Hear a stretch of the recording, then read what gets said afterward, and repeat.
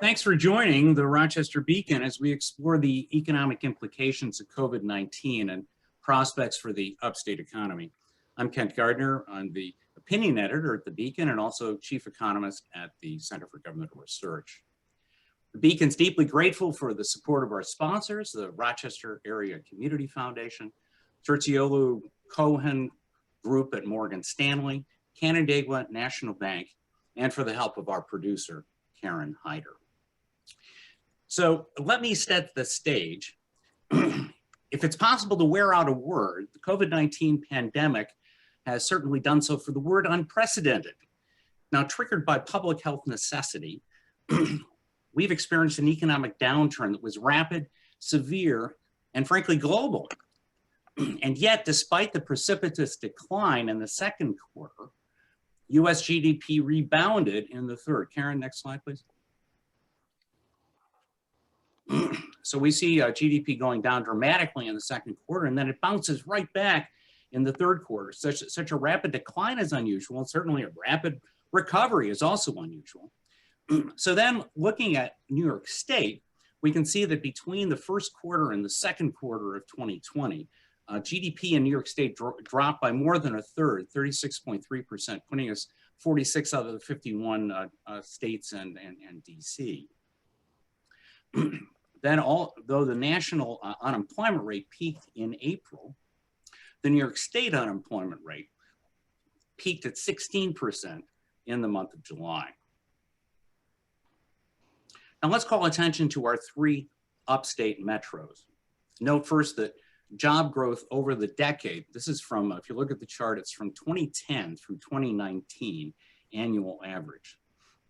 Rochester, Syracuse, and Buffalo were some of the worst performing metros in the nation. Of the top 100 metros in the nation, Rochester, Syracuse, and Buffalo came in at ranked 95, 97, and 99.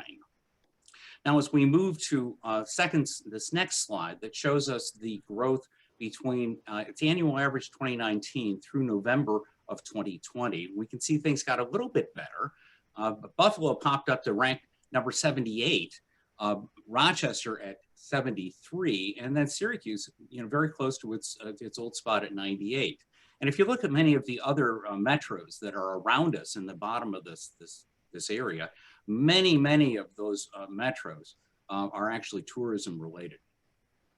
Then finally, we're going to look at 2020 through the lens of Indeed.com's job posting indices. Let me note that this data set is provided through the Federal Reserve of St. Louis Fred site under the direction of one of our speakers, Jed Kolko. So thank you, Jed, for these data.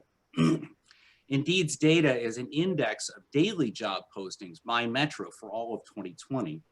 And we see that by the end of the year, while job postings were off 11% for the nation as a whole, they were off 21%, 19%, 15%, and 9% in respectively New York City, New York State, Rochester, and Buffalo. Only Buffalo did better than the nation as a whole. So let's move on. Let me introduce our two speakers. There's more information about them at our website. Mark Zupan is president of Alfred University, former head of the Simon School of Business at the U of R. Jed Kolko is chief economist of the world's largest job site, Indeed.com. Both earned PhDs in Cambridge, Massachusetts, but not at the same place. Jed got his at Harvard and Mark at MIT. So let's launch in. Gentlemen, as you're both native to Rochester, how do you explain the lackluster economic performance of upstate over the previous decade and, in fact, during the pandemic? And weather aside, suppose we could trade places with another North American metro. Which would you choose and why? So let's start with Jed. Great, thanks very much, Kent. And thank you everyone at the Beacon for having me. And hello, especially to my parents and family members and lots of other people I might have grown up with many years ago in Rochester. The patterns of how places do economically actually don't change very much over time. So when you look back at the data that Kent just showed, showing the places that were at the top of the list in terms of job growth over the past 10 years, it actually wouldn't look that different if we started those data from 50 years ago. these are really sort of long-term underlying patterns that have a lot to do with the industry mix of different places. Places that are blessed with industries that are growing at a point in time tend to do better. Places that are saddled with industries that are in longer term decline tend to do worse. So there are these long-term patterns. In addition to that, the US and the rest of the world has moved from a world where most of the economy was in physical goods. Many of those industries needed to be near us, needed to be near where coal was or where oil was, or needed to be near transportation networks like ports or the canal. But we've moved to a world of services, and services can locate almost anywhere, and they tend to locate where their workers want to live. And so there's been a big shift nationally toward places that are perceived to be higher amenity places, and yes, that includes weather. The question of, who would Rochester trade places with is a bit of a question that nobody wins. It's sort of like asking your spouse who they would have married if they didn't marry you. But one way to answer that is to think about places that are similar to Rochester in terms of the mix of industries, but have seen faster economic growth. So places that could be sort of plausible comparators. A couple of those are Minneapolis and San Antonio, places that aren't in the same region, are in other parts of the country, have performed better economically over the decades, but start out with a relatively similar mix of jobs and industries to what Rochester has. And would add on to, Thank you, Mark. Yeah, Kent, pleasure to be here, to be able to join you and Jed. And let me dovetail with what Jed mentioned, that this isn't just a decade-long trend, it's a long-term trend. And not just economic factors at play, but political government factors at play. And public sector investments can make or break you. We became the Empire State. New York City became the most populous state in the nation because of a public investment, the Erie Canal. Rochester, when it first shows up in the census back in 1811, had 15 people. By 1830, 1840, it's in the top 25 of metro areas in the entire United States. So it grew like crazy, and the vestiges of the Erie Canal still remain in upstate New York. It's been estimated that 80% of the population in upstate New York lives within 25 miles of that canal. And even though railroads came along and started competing with canals, even though other states were added to the Union, New York, to a large extent, held its own over time. In 1840, post-Erie Canal boom, we accounted as a state for 14.9% of US population. We were still at 10.2% by 1940. Nowadays, we're 6%. We're no longer the most populous state. We've been surpassed now by California, by Texas, most recently by Florida. And from a political perspective, I think where there's certain factors that Jed pointed to, we also were a victim of our own success. We grew government-wise. Because we were successful, we became a high-tax state. And Republicans as well as Democrats, arguably Nelson Rockefeller played a key role as longtime governor of the state, and would argue he was used to, from family means, spending other people's money. And when he came into office, that also was a habit that he took with him. The state income tax, from initially being 3% in 1919, had grown to 15.375% in 1975. We literally started falling off the wagon in the 1950s. And while you can point to greater challenges that Kodak faced technologically, that Xerox, that Bausch & Lomb, that Carrier in Syracuse, that certain steel companies in Buffalo, I think the underlying trends, it became tougher to do business, to stay in business, to start a business in upstate New York. And that's a reality that we'll still have to Unless the next state that's going to pass this is North Carolina in population. And just a comparative statistic to drive home the point of some of the burden that politics places on doing business.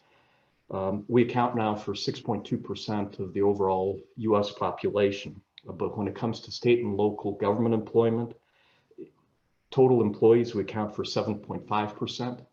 Payroll, we account for 9%. So we're very government heavy, and that's something we compete with New Jersey for the title of highest tax state. And then in terms of where you'd move, on the list, I've lived at quite a few of the places that are nearby. I spent 7 years in Tucson, lovely place. Spent a lot of time as a result in Phoenix. First job was in Los Angeles at University of Southern California. Great place, spent some time in Boston and Columbus, Ohio. That's now the 13th most populous city. But I'd still, in terms of quality of life, I'd keep coming back to upstate New York. Traffic was a whole lot harder in those other locations. I remember the first time I came to Tucson, which is a lovely place to live, and you cross the bridge and it said Rolito River, and you look down and there was no water. So some of the West is going to really be challenged with resources and to be able to maintain its current quality of life. I like the Four Seasons.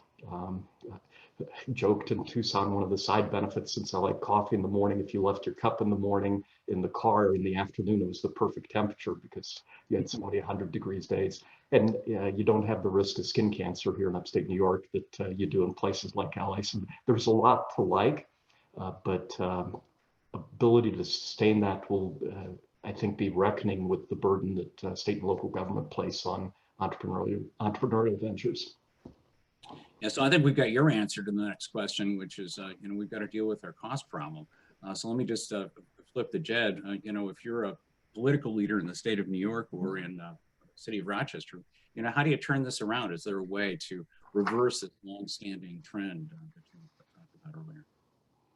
I think the hard news is that the best known local economic development strategies, for the most part, don't work. So very high stakes battles to offer subsidies to lure companies here or prevent them from leaving often ends up being a waste of taxpayer money. And if you want a recent example, there's always Foxconn in Wisconsin. Some of the best known kinds of economic development programs, like opportunity zones, enterprise zone type programs that give businesses incentives to locate in particular places, often end up making landlords and investors richer without actually creating many jobs. And that's a sort of very crude summary of a lot of academic literature. The best kind of economic development strategy often revolves around universities. The single best thing a place could do is build a new university and wait 50 years. One of the best examples of this, of course, is Orange County in Southern California, just south of LA, that turned into a global economic powerhouse rivaling Los Angeles in many technical and scientific industries, all built up around UC Irvine, which started in the 1960s. There are also other ways of developing better support for entrepreneurs who want to start businesses, initiatives that don't try to target a particular business, but rather work on a broader, if you forgive the cliche word, ecosystem, supporting the formation and growth of existing businesses. Certainly less sexy than trying to lure a company from someplace else, but tends to be the most effective kind of economic development strategy. Which is add on just a bit, Kent, on that, was a congressional intern in the late 70s for a representative from Central Ohio. And it was at the time a debate on, do we set up an energy department? And how do we encourage less dependence on overseas oil? And the most striking impression, you'd have 435 people weighing in on how they were going to solve it. very few of them with technical degrees. And the unerring or the lasting impression was we'd be much better served if we left the power for that creativity with 330 million people, because you're more likely to come up with solutions. State-driven planning, like Jed mentioned, doesn't tend to show productive results. But Mark, I want to talk about something else Jed mentioned, and that he started out his response by saying that economic development around colleges and universities, does seem to be one place where one can productively invest money. But we already have this very large higher ed sector in upstate New York. Rochester, Syracuse, Buffalo, if you include the Med Center, the largest employer in each of those communities is now an educational institution. So as a president of a university and an economist, what's the future of higher ed here? There are demographic challenges, there are certain political challenges, but actually bullish on upstate New York because of the wealth of colleges and universities. I think it's a legacy from our forerunners that will stand, if we can harness it even more than we've done, it'll stand us in good stead, because the sector's been nimble now at attracting international students, attracting students from elsewhere around the country. So they're like these intellectual Ellis Islands that draw in people. The key though is, how do we keep that talent here once we draw it? How do we make sure that Syracuse, Rochester, Buffalo are hip places, that the young want to join businesses, start businesses? We started a program courtesy of a trustee here at Alfred University called APEX, for Applied Experiential Learning. And it's basically a small grant, so you can do a co-op internship with a company like Paychex or Corning Incorporated. So it's like a speed dating. The company gets to see, is this going to be a good fit? The student gets to see, is this for me? So the more bridge building like that can happen with our colleges and universities and area organizations. And then how do we create those labs where people can test out their entrepreneurial ideas? One of my former neighbors, for example, in Rochester, went to the University of Buffalo, then went to my former school, was part of the first Masters of Business Analytics graduates from that school, went to work for L3 Harris in drone technology, developed some software on his own, started his own company. A few weeks ago, sold it for $220 million. So the talent is there and the creativity, but just how do you make sure that then those ventures are rooted in upstate New York, as opposed to move to Austin or Irvine or wherever around the country? Yeah, so we've got some questions coming in on the chat that are related here. Mark, you've given us a very sanguine view of the higher ed sector and the contribution it makes to the economy. There's another view, and that is that the online education and our ability to do education by Zoom, to be able to and you think back to your former employer at the University of Arizona buying Ashford University, University of Phoenix, obviously up in Phoenix, the Arizona State University with its partnership, online partnership with Starbucks. There's a lot of competition in this world. I mean, why should we think that the higher ed sector in upstate isn't actually going to shrink? I mean, not Alfred, of course, but I'm just asking. No, there are definite pressures. I had a bet a couple of years ago with a leading professor at the time at Harvard Business School, Clayton Christensen, who predicted in 10 years half of traditional colleges and universities would be out of business. So my bet with him, he never took me up on it, unfortunately passed away due to cancer recently, was that if he was right, I'd donate $1 million personally to his Center for Creative Change or Disruption at Harvard. But if he was wrong, then he'd donate the money to Alfred University's endowment in turn. COVID's going to speed up. We're nowhere near the pace that he predicted, but I think what it's also taught us, the most fundamental lesson, is the old norm, the personalized approach to education. It's like coaching, it's like parenting, has great staying power. We have yet to run into a student that says, I want to stay with this new norm of learning. We like some of the new technologies like Zoom or TikTok that we've been introduced to and that can supplement, but the old line model, I think, will have great staying power. David Brooks at the New York Times had this marvelous op-ed. He said, You know why it won't change is because we learn from those we love, whether it's teachers or parents. And personal corollary to that is we learn from those who love us. Imagine us as parents trying to parent by Zoom. And how effective do you think you'd be at doing it right?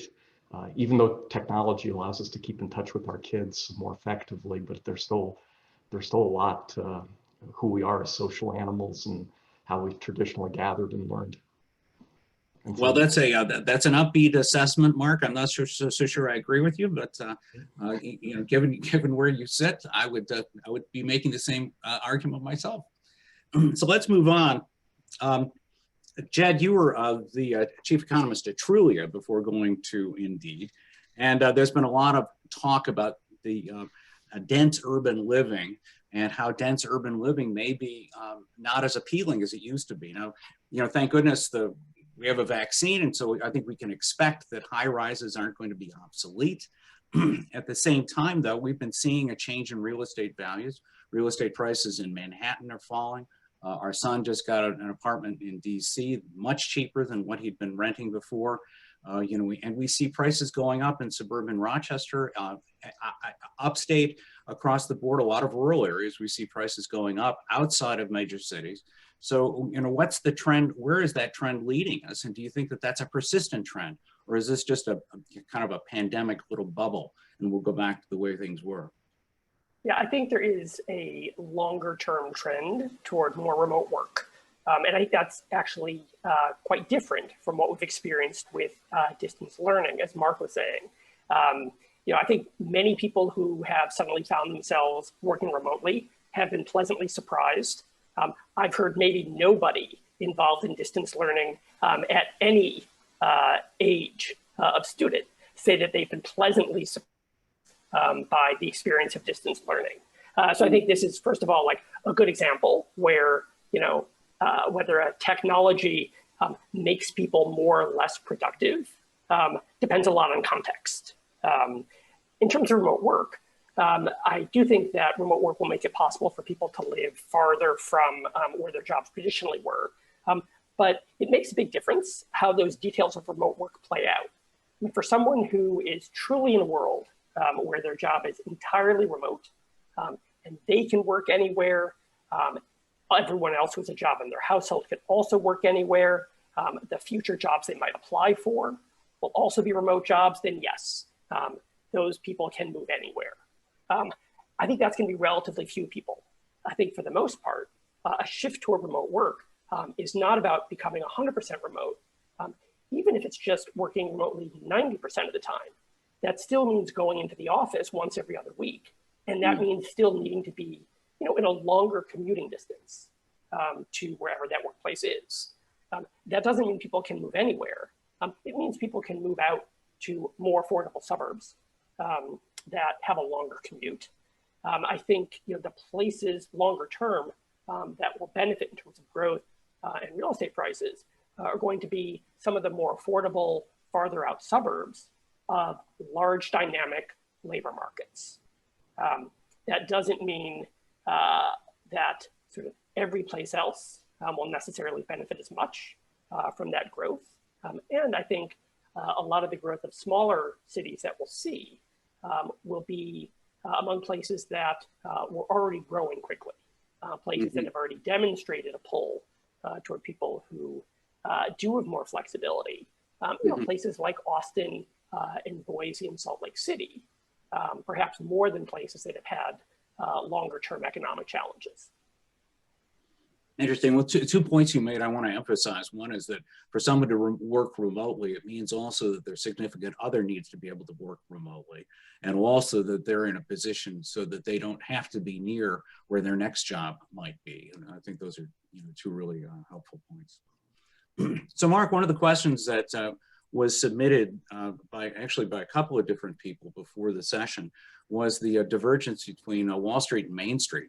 You know, we've seen the stock market grow very rapidly, and yet the job market throughout this year has been really lousy. I mean, downright horrific for a few months, although it's kind of picked up. So, how do you explain this divergence between Wall Street and Main Street's prospects? And it's something I'd point to three reasons. One of them is most aptly summarized in a marvelous recent piece by Neil Irwin, who writes for the Upshot New York Times, and basically points to counterintuitively, I think to most people, total disposable personal income has actually gone up during COVID. We focus on the job losses, which indeed have been horrific, but there is more disposable personal income than there was last year, on the order of about 5% more when you compare it to the magnitude of GDP. GDP is right now about 21 trillion. Real or disposable personal income has gone up by roughly 1 trillion. Wow, so that money's got to go someplace is the point. Yeah, right? exactly. And so of that, 43 billion has been lost in wages. And those are smaller. They have tended to be in the lower paying jobs. So they've tended to hurt individuals who are lower on the income scale. All the more reason to worry, but the magnitude is not as large relative to some of the other factors in play. Unemployment insurance benefits have been more substantial. They've grown by about 0.5 trillion. Stimulus checks to individuals, the $1,200 payment grew by roughly $250 billion. PPE kept the losses, or sorry, PPP, the Paycheck Protection Program, kept it the losses from being more significant. Only 29. PPE does too. It keeps the COVID losses more, less significant. Exactly. And then all other income actually $250 billion higher. So the money's got to go somewhere. And what Neil Irwin points to, it's caused a dramatic increase in the savings rate. Usually the savings rate is right around 7%. It doesn't budge much around that. People have bemoaned how little we're saving relative to other countries. It's grown dramatically on the order of up to 37% because there hasn't been so much stuff we can spend on. We've spent certain things like gym equipment, cooking at home. So certain things have benefited. We have an alum of our school, for example, just got appointed CEO of Crayola in January. He said our sales are up 50% because people are buying crayons. They need to do stuff at home to promote creativity with their kids or for diversion. But people are savings, and then where the assets go. Why have home sales started to appreciate? That's one place you can park assets, especially like Jed mentioned, if you want to take advantage of more space, distance or commuting to work to be safer. But the stock market, for those that have a tolerance for risk, is another place you can park money, and people have been parking their savings in that location. So that's one reason, rise in disposable personal income. Second is the Fed has been very aggressive at promoting liquidity and serving as a borrower of last resort, not only to the banking sector and to the US government, but to also commercial enterprises, whether it's airlines, whether it's automobile companies. So that's also forestalled more significant job losses. And then the third reason is when you look at just how indices are composed, technology has been supremely poised to benefit from COVID. And if you just look at the 5 companies like Amazon, leading tech companies, Microsoft, Google, the top 5 tech companies account for 20% of the S&P 500, which measures the worth of the top 500 companies. They also, technology companies, when you think, I didn't know about Zoom, let alone use it until March, but just how a company like that has risen to the fore. Indices like NASDAQ, indices like the Dow Jones have disproportionately been weighted toward the tech companies. So it looks like things are going great, but there's still horrific job losses, and whether those will get recovered, and it's hit hardest on the folks lowest on the income scale. So there's still great cause to worry for Main Street in promoting that recovery, notwithstanding the Dow Jones being at an all-time record. So Jed, so we've got now we know that we've got a lot of purchasing power out there. The savings rate is up. And not only that, Mark's made the argument that the total personal income has actually risen principally because of the CARES Act. And now we're going to have another stimulus plan, the possibility of not only another $600, but maybe another another slug of what, $1,400 on top of that. Aren't we going to see this tremendous burst in inflation? And then a related question asked by one of the people who signed up is, where's this money coming from? Yeah, so what I think we'll see first of all is hopefully as much of this money as possible going to both the household and businesses that need it to bridge this period until the economy can fully open up again. Even though overall personal incomes have gone up, particularly among the higher income folks, asset values, both equities and home values, have been a huge boost. But again, you have to own those assets in the first place. At the same time, there are lots of people who are threatened with eviction, who suddenly have unexpected healthcare costs.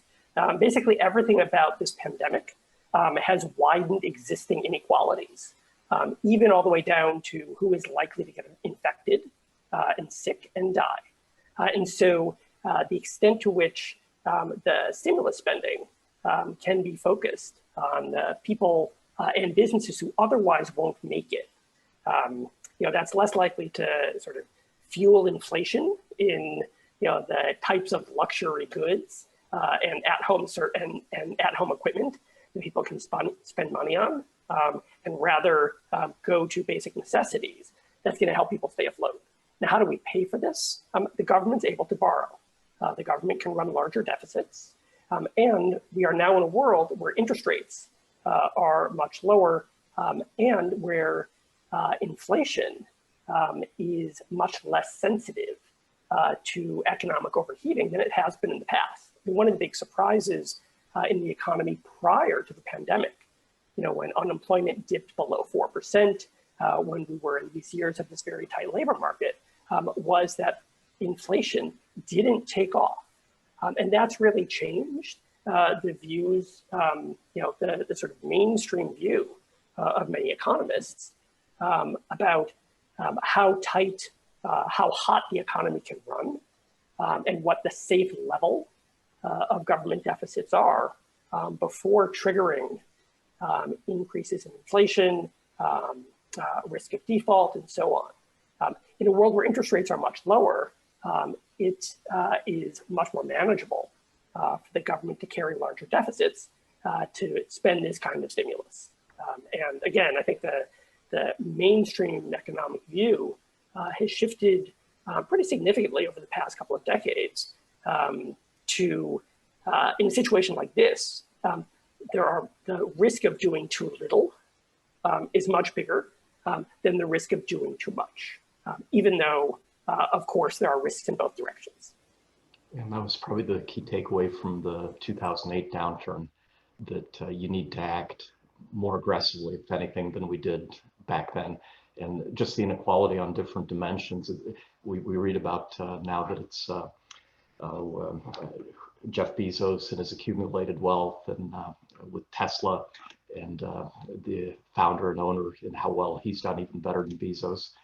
But the gender inequality and opportunity, the female labor force participation rate, because of the challenges of COVID, how many more women in the economy are taking care of their kids and foregoing career opportunities or putting them on hold because of the challenges of trying to distance learn K through 12. So they're real issues. So. Yeah, and interesting how the change in, that's certainly the mainstream view. We were all worried about crowding out when we were graduates in graduate school.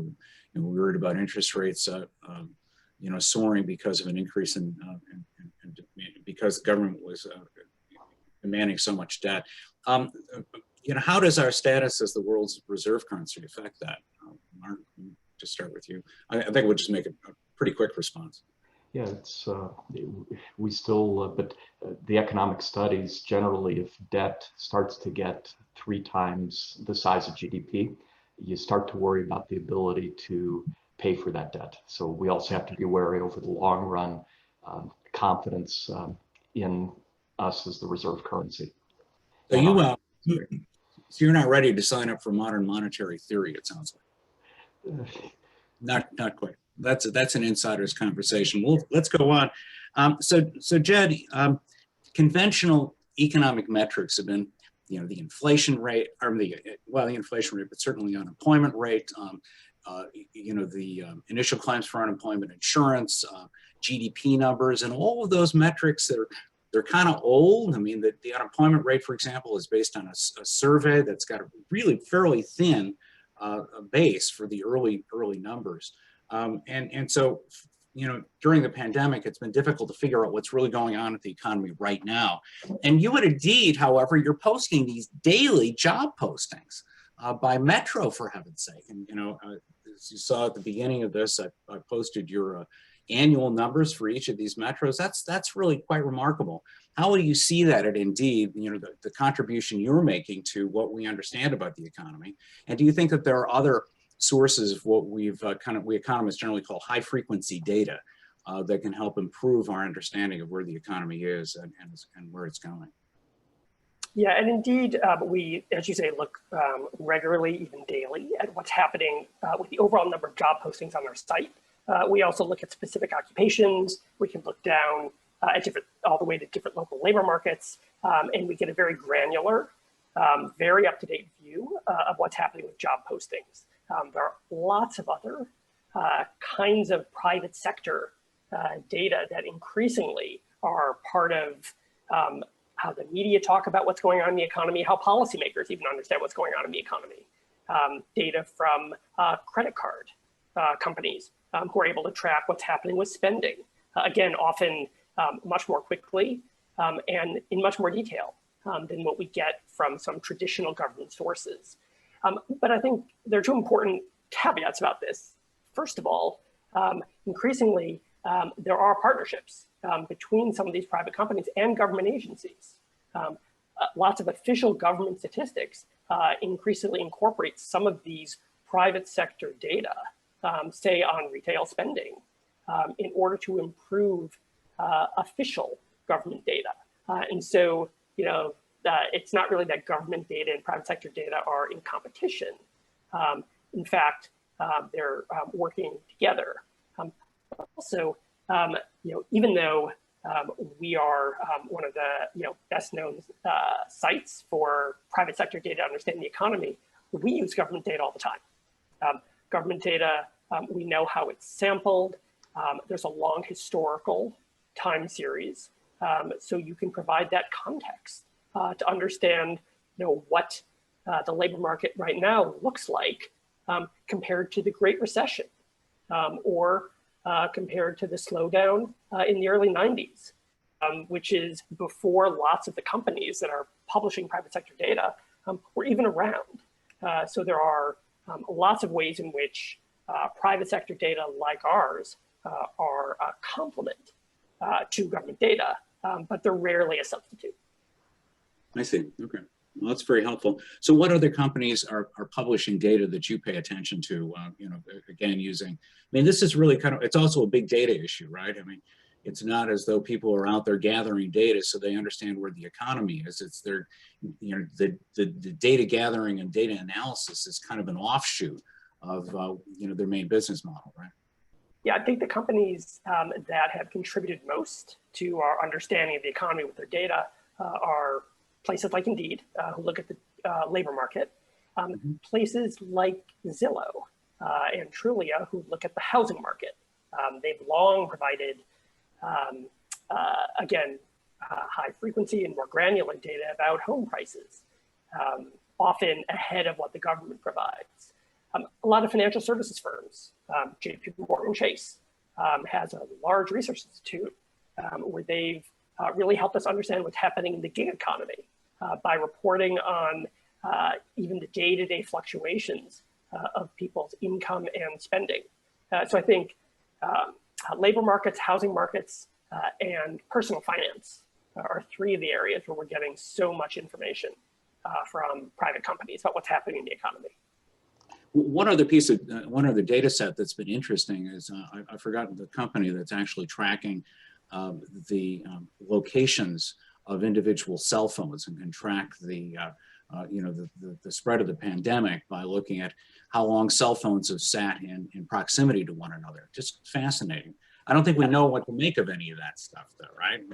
Well, I think, we actually have learned a lot, especially during this pandemic, about foot traffic. There are companies that have used cell phone data to give us alternate measures of how many businesses are open and whether people are actually going out.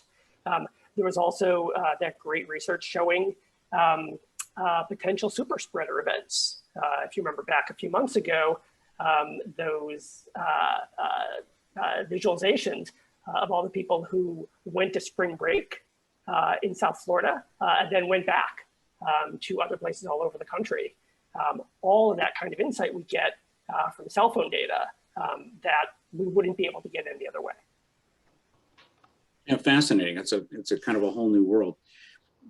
So it's common, I think, for people to take a look at the pandemic and say, this is changing everything. Nothing's going to be the same again ever again. And I guess some of that stuff I look at, and I say, well, I get the point. But from your perspective, let me ask Mark. Which of these things where people say, this changes everything, do you think are actually valid, and which do you think are just hot air? I was listening to a podcast a couple of days ago, a Wharton professor who'd written a book about trends or what the world will look like in 2030. Mm. And he said, in retrospect, should have titled it 2028 because we'll just get there faster now due to COVID. So certain things, and the world will continue to grow more global. So the competition for jobs that's been occurring around the world, opportunities we took for granted in this country, that now there are opportunities elsewhere in the world for people to create a living and a better life. That tension will keep going, and it comes with associated political tensions, because if I lose my opportunity here, to what extent can I reposition myself if I'm 40, 50, 60? And we're seeing it play out in Western Europe, but China, Asia largely will become the dominant market, and how companies become more cognizant of that. Western Europe was the dominant market, then the United States, that's likely to continue. Remote work, like was mentioned earlier, will be more common, and that how to facilitate that, and then locational choices that individuals make. We'll still want to gather, but in education too, I'm struck by how much the in-person experience, when you look at the most durable institutions, the first university dates back to, the first three were in the Muslim world.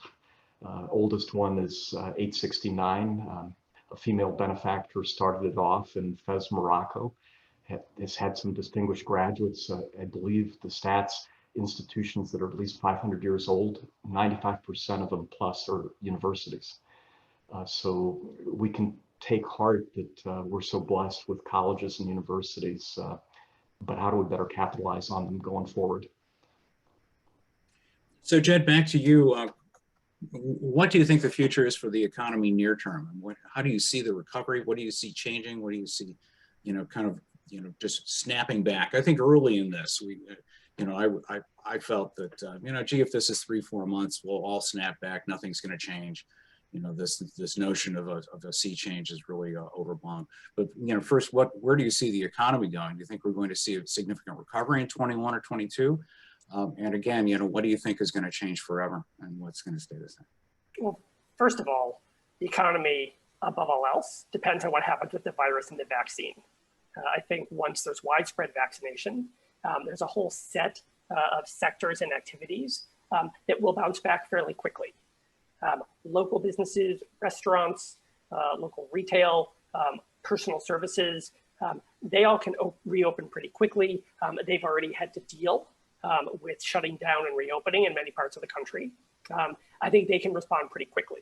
I think there's another set of sectors that will take longer to get back up to speed fully, even after there's a vaccine. Travel will probably take more time. There might be longer term hesitation for people to go back to conferences and do other kinds of business travel. I think also some of the sectors like tech and finance and professional services that haven't laid as many people off, but they've also put off hiring, are going to wait until they're sure about the level of confidence in the economy before they fully ramp up hiring again. So they may be slower to come out of this than some of the lower wage sectors that can hire more quickly. I think in terms of like what the longer term trends are, like how this pandemic has changed us permanently, I think there are some ways in which it almost certainly has, and other ways in which the jury's clearly still out. I think the safest bet is around retail and delivery, that lots of retailers and households have shifted their patterns dramatically to ordering online, picking up curbside, not going into the store in person. And I think that's a broad trend that's likely here to stay. That'll change retail supply chains, a permanent increase in warehouse and delivery jobs, even after the pandemic. I think the second trend has been remote work. I think definitely people will be working remotely more after the pandemic than before, but not as much as we are right now. And I think we might see a shift back to going into the office more than people expect. You know, as people see their colleagues and competitors going back to the office, they're going to want to feel like they're keeping up, that they're not getting left out. And I think especially for people who are earlier in their career, being in person helps build the kinds of networks with colleagues and other peers that's very hard to do virtually. Working remotely is much better at maintaining relationships you already have than building new ones. I think the third and final big shift that we've seen during the pandemic is the one I'm least sure will continue. And that is the change in spending patterns, where we have swung dramatically toward buying physical stuff and away from spending on services. Buying new kitchen equipment, buying food at grocery stores instead of eating out, buying exercise equipment instead of going to the gym, getting a bigger TV rather than going to the movies or traveling. It may be that some of those shifts will stick. People who have discovered that like they don't need the gym anymore or are delighted to cook at home. But there are certainly going to be people who never want to do the things they had to do during the pandemic ever again. No doubt there'll be people who are desperate to get back to the office, to eat out in restaurants, never ever to use their stove again. And I think that, you know, how those spending patterns change is, you know, one of the big open questions that it's really hard to guess at this point. And Ken, I would add one other thing, that I think our respect and appreciation for science will grow. That what we're seeing behind the Moderna, the Pfizer vaccines, this mRNA technology, is the tip of the iceberg of what's possible. Life expectancy will take a hit, as it did in 1918 due to COVID, but the potential for better harnessing our bodies to heighten our immune response, not just to COVID, but other diseases. Saw a tweet a day ago on multiple sclerosis and the potential for an mRNA approach to combat that significant ailment that so many people suffer from. So forms of cancer, I think we'll see some dramatic improvements in longevity over time, as well as quality of life due to what science is on the cusp of delivering. Great, thank you. Karen, would you put up the survey slide, please?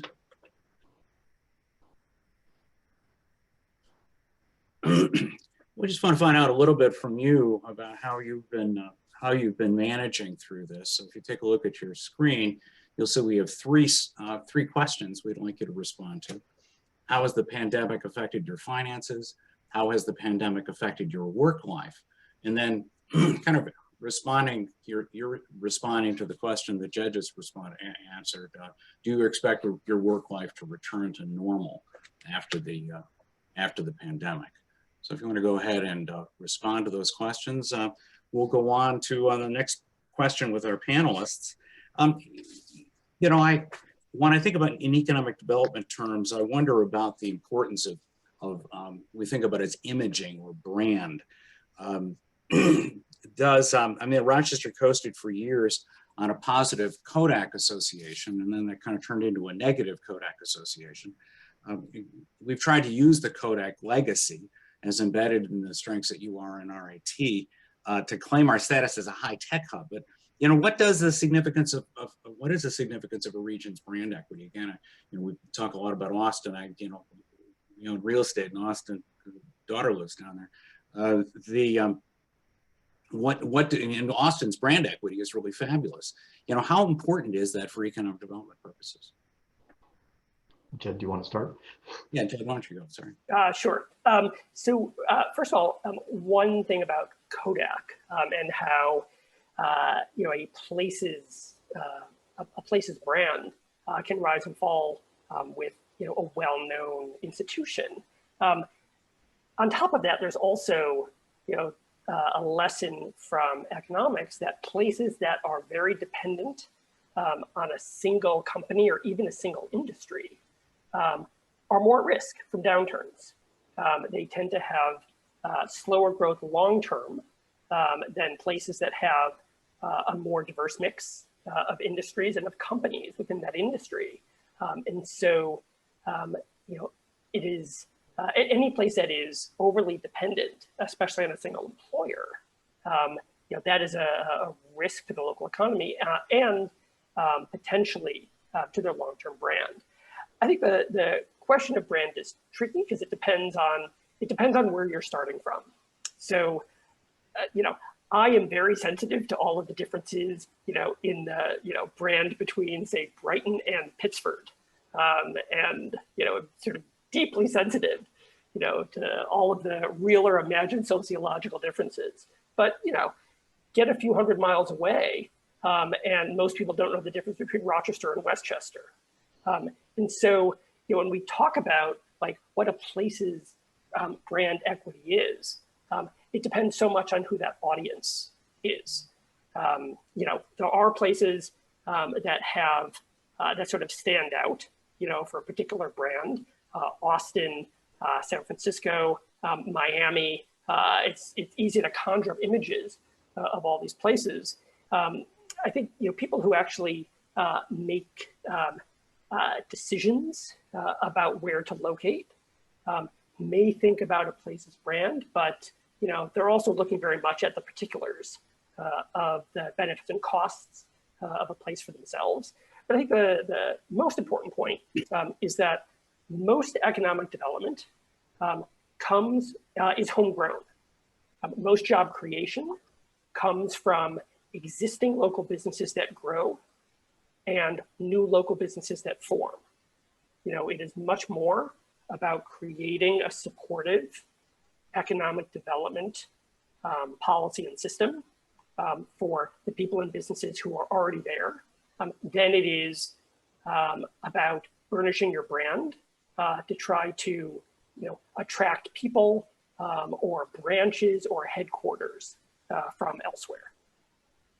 Thank you, Jed. So last question, as we're really running up to the end of the hour. There's been an increasing focus on racism and inequity, and as we know, the pandemic has exacerbated those problems. I don't think that the virus is actively racist, but obviously because of pre-existing conditions, health conditions, housing, a lot of other reasons that the pandemic has disproportionately hurt people of color and people in poverty. Is this are we going to continue? Do you think we can continue focusing on this in productive ways? And how would a region like Rochester's Metro tackle the problem? Let's start with Mark. And I think education can play a key role there too, in how we spend money at the K through 12 level. For example, the stats on the Rochester Public School District. The cost per student is higher than the two top private schools in the area, Harley and Allendale Columbia. So what kind of results are we getting, and are we sufficiently holding the system accountable? If we're too much chewing up the next generation, we're forestalling the promotion of equality and opportunity. And I think then beyond that, what higher ed can do, our entering class, we're 35% most years, historically underrepresented minorities. We still need considerable work on our faculty staff to better diversify, but how do you continue that opportunity path so that people can then realize their potential? That the wealth of a country is in human capital, 75% the studies indicate. So the more we're good at developing that, broadly felt. And I think a lot of the roadblocks still unfortunately happen at the K through 12 level for a variety of reasons that we need to remain mindful of. Jed, response to that? Yeah, I think even after this acute phase of the pandemic is behind us, we're probably still in for a period of widening inequalities. Tends to be the case that the weaker the economy is, the higher the unemployment rate is, the wider most kinds of gaps are. Gaps across race and ethnicity, gaps by education level. In contrast, when unemployment falls and the labor market's very tight, those benefits tend to be greatest for people who are less advantaged. In other words, gaps narrow. So even after there's a vaccine, we're likely to be in for a several-year period of higher than pre-pandemic unemployment, which will be a headwind for trying to narrow some of these gaps and inequalities. So in some ways, we're going to be just catching up to get back to where we were? Yeah, so I do think that that is one of the ways in which the economy and society will have some longer-term scarring from the pandemic on top of the effects of the pandemic itself. Okay, well, thank you so much, Jed, and thank you, Mark. Karen, can we display the poll results? Is that working here? I'm not seeing things on my own screen. I saw the poll. Okay, here we got results. So let's just, I'm just going to leave these on the screen for you to look at, and let me just close by first thanking our attendees. I'm happy to report this is the largest event that the Rochester Beacon has done, so we really appreciate your participation. Also appreciate the great questions that came in. We had questions that came in advance. We have 17 questions that came in during the forum.